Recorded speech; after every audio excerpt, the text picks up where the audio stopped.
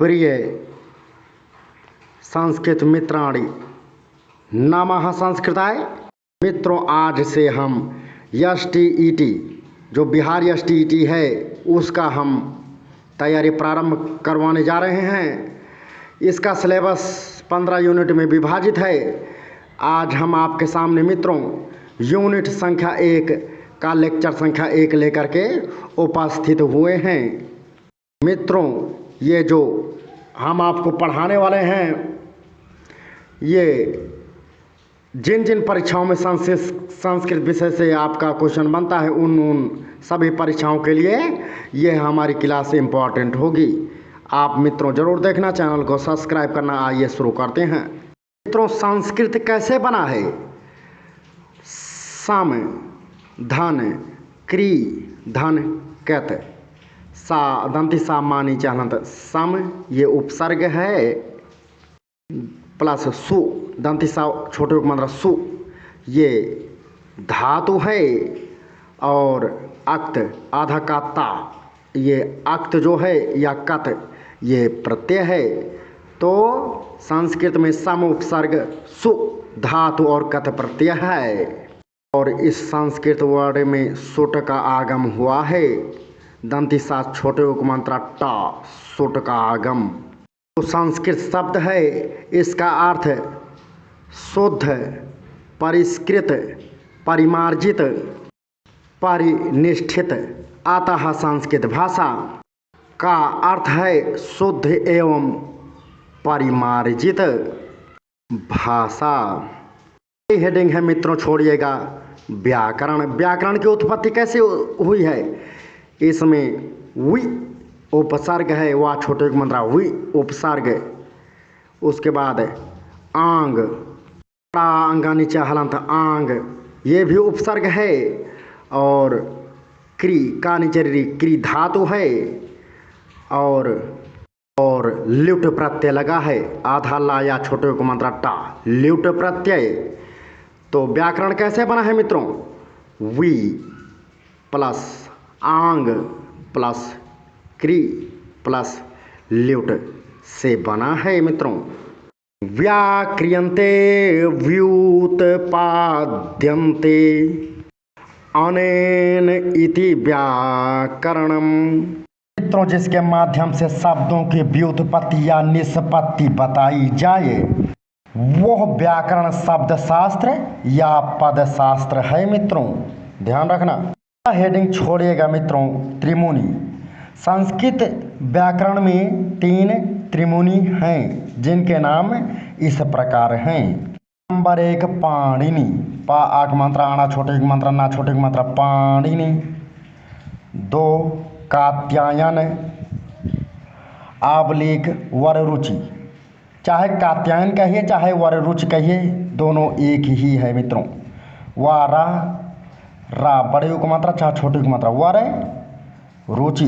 3 पतंजलि, पाता आधी इया जाला छोटी की मात्रा पतंजलि। तो व्याकरण शास्त्र के 3 त्रिमुनि कौन से हैं? पाणिनि, कात्यायन अर्थात वररुचि और पतंजलि। ये 3 त्रिमुनि हैं व्याकरण शास्त्र के। मित्रों, संस्कृत व्याकरण के 3 त्रिमुनि आपको हमने बताए। कौन कौन से हैं मित्रों? पाणिनि, कात्यायन अर्थात वररुचि और पतंजलि। ये 3 संस्कृत व्याकरण के त्रिमुनि कहे जाते हैं मित्रों। जी हाँ, हेडिंग छोड़िएगा मित्रों। अष्टाध्यायी। ठीक है, संस्कृत व्याकरण शास्त्र का महत्वपूर्ण ग्रंथ है अष्टाध्यायी। तो महर्षि पाणिनि की रचना है। किसकी रचना है मित्रों? अष्टाध्यायी महर्षि पाणिनि की रचना है। अष्ट धन अध्यायी बराबर अष्टाध्यायी। देखिए, अष्टाध्यायी में 8 अध्याय हैं और प्रत्येक अध्याय में 4-4 पाद हैं। इस प्रकार 8 × 4 तो अष्टाध्यायी में 832 कुल 32 पाद हुए और 8 अध्याय हुए मित्रों। ध्यान देना होगा आपको। इस अष्टाध्यायी में लगभग 3978 सूत्र हैं। कितना सूत्र है मित्रों? 3978, अर्थात 4000 सूत्र हैं। 4000 सूत्र में 22 सूत्र कम है मित्रों, ध्यान देना। इसीलिए पाणिनि को सूत्र कहा गया है, सूत्रकार कहा गया है मित्रों। क्या कहा गया है पाणिनि को? सूत्रकार कहा गया है। क्यों सूत्रकार कहा गया? सूत्रकार इसलिए कहा गया है मित्रों कि उन्होंने अष्टाध्यायी लिखा था और अष्टाध्यायी में 3978 सूत्र हैं, इसलिए पाणिनि जी को सूत्रकार कहा गया है। जी हाँ, ये जो अष्टाध्यायी पुस्तक है मित्रों, इसका प्रथम सूत्र कौन सा है? वृद्धिरादैच। कौन सा सूत्र है? वृद्धिरादैच। स्पेलिंग मित्रों देखिएगा, वा नीचे री, आधा धा, पूरा दा, छोटे एक मात्रा, रा आक मात्रा, वृद्धिरा, फिर दा एक मात्रा चा, वृद्धिरादैच। मित्रों कॉपी में नोट करिएगा। कोई प्रश्न करेगा कि अष्टाध्यायी का प्रथम सूत्र कौन सा है, आप कहेंगे वृद्धिरादैच है, ब्रैकेट में 1.1.1। इसका मतलब क्या हुआ मित्रों कि अष्टाध्यायी का जो पहला अध्याय है और जो पहला पाद है उसका पहला सूत्र है वृद्धिरादैच, इसीलिए 1.1.1 लिखा हुआ है मित्रों। पहले एक का मतलब हुआ पहला अध्याय, दूसरे एक का मतलब हुआ पहला पाद और तीसरे एक का मतलब हुआ पहला सूत्र। और अष्टाध्यायी का अंतिम सूत्र मित्रों छोटा छोटा। क्या है मित्रों अंतिम सूत्र? छोटा छोटा आ। ब्रैकेट में लिखिएगा 8.467 अर्थात 6-7। तो यहाँ पर 8 का मतलब क्या है मित्रों? 8 का मतलब होता है 8वां अध्याय, और 4 का मतलब क्या है मित्रों? मतलब चौथा पाद। और 6-7 का क्या मतलब है? अर्थात चौथे पाद का 67वां सूत्र है। ठीक है मित्रों, तो छोटा छोटा ये अष्टाध्यायी का अंतिम सूत्र है जो 8वें अध्याय के चौथे पाद के 67वां सूत्र है मित्रों। देखिए, महर्षि कात्यायन जी ने, इनका दूसरा नाम है वररुचि। तो महर्षि कात्यायन अर्थात वररुचि ने जो पाणिनि की अष्टाध्यायी के जो सूत्र हैं उस पर इन्होंने वार्तिक लिखा है, इसलिए महर्षि कात्यायन जी को या महर्षि वररुचि जी को वार्तिककार कहा जाता है मित्रों। जो महर्षि पतंजलि हैं मित्रों, इन्होंने अष्टाध्यायी के 4000 सूत्रों पर, महर्षि पतंजलि ने क्या किया था मित्रों? अष्टाध्यायी के 4000 सूत्रों पर एक विस्तृत भाष्य लिखा है, इसीलिए इनको भाष्यकार कहते हैं। क्यों? क्योंकि महर्षि पतंजलि ने अष्टाध्यायी के 4000 सूत्रों पर विस्तृत भाष्य लिखा है, इसीलिए इनको भाष्यकार कहते हैं मित्रों, ध्यान दीजिएगा। महर्षि पतंजलि ने जो अष्टाध्यायी के 4000 सूत्रों पर एक विस्तृत भाष्य लिखा उसे महाभाष्य कहते हैं, इसलिए व्याकरण शास्त्र के भाष्यकार के रूप में पतंजलि को जाना जाता है मित्रों। पतंजलि जी के महाभाष्य में कुल 84 आहनिक हैं। कितनी आहनिक हैं मित्रों? 84 आहनिक हैं। बड़ा आधा हा ना छोटी एक मात्रा का 84 आहनिक हैं। प्रश्न बनेगा महर्षि पतंजलि जी के महाभाष्य में कितने आहनिक हैं? तो आपको मित्रों बोलना होगा 84 आहनिक हैं। कितने आहनिक हैं मित्रों? 84 आहनिक हैं। मित्रों आगे आए चलते हैं।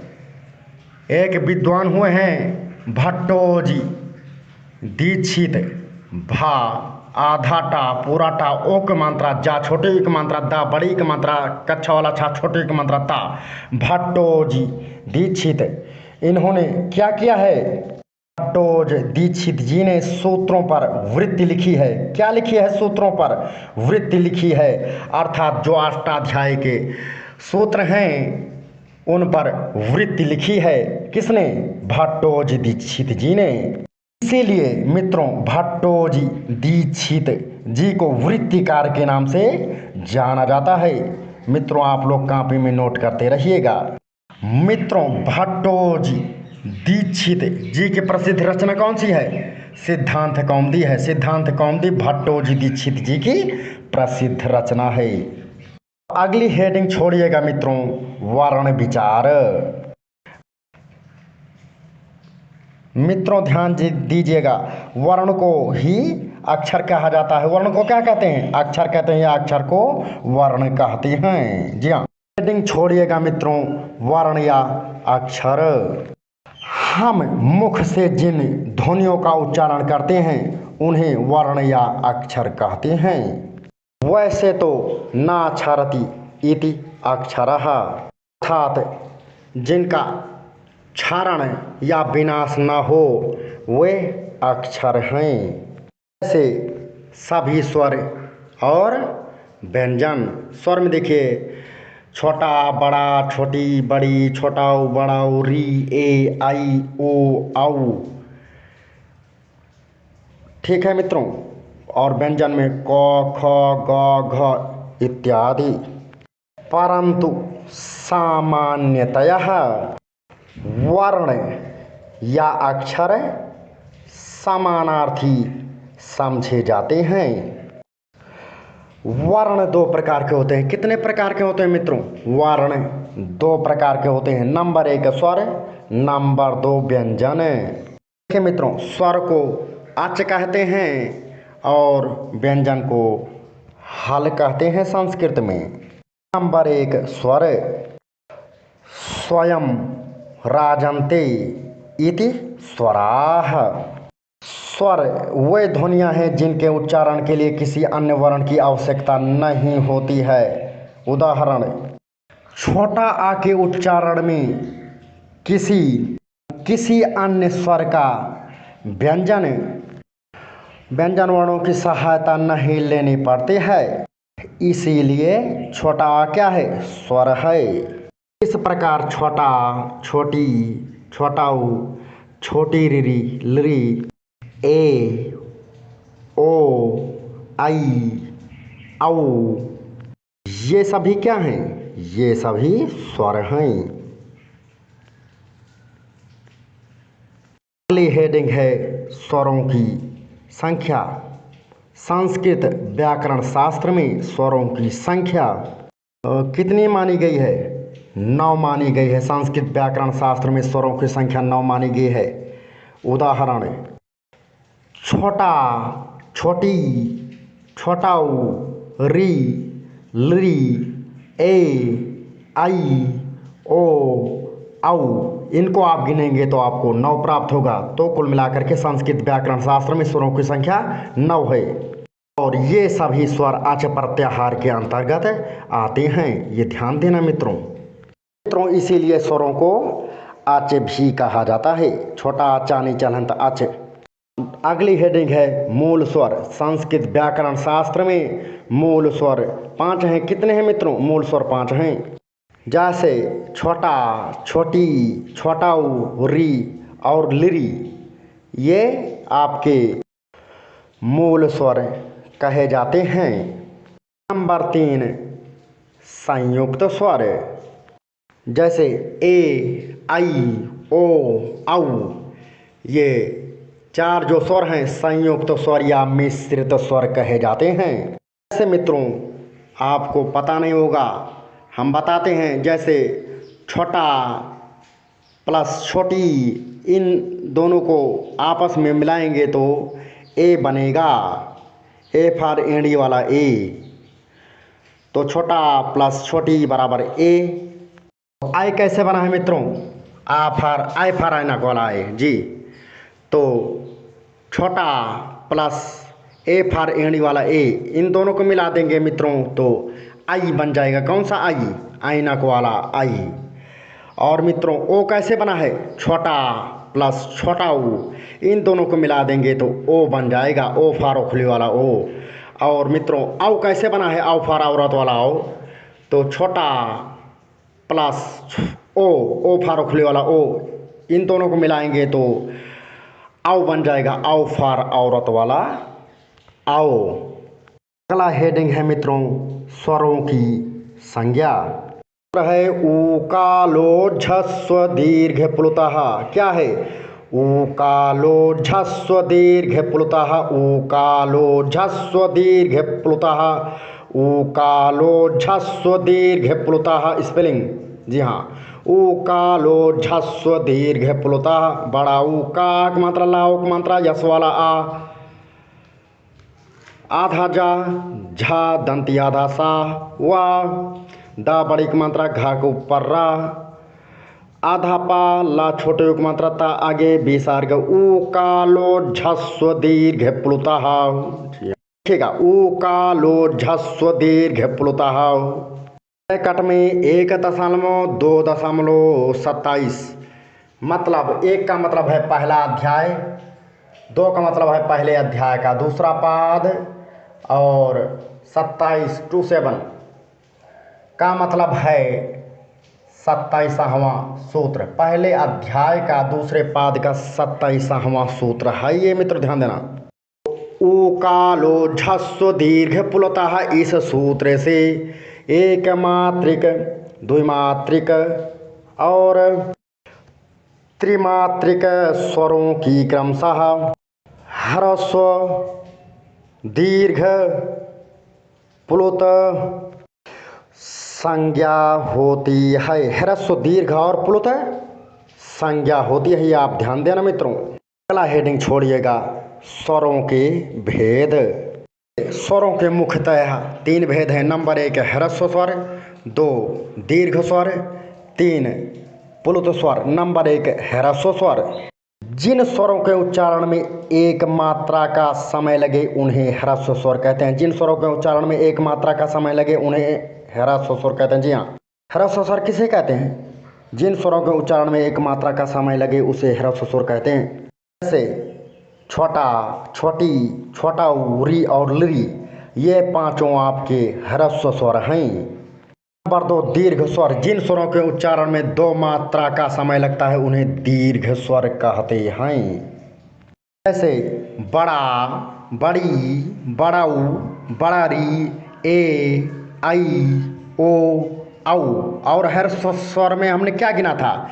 छोटा, छोटी, छोटाऊ, छोटी रीरी और लिरी। और दीर्घ स्वर में क्या है? बड़ा, बड़ी, बड़ाऊ, बड़ी रीरी, ए, आई, ओ, औ।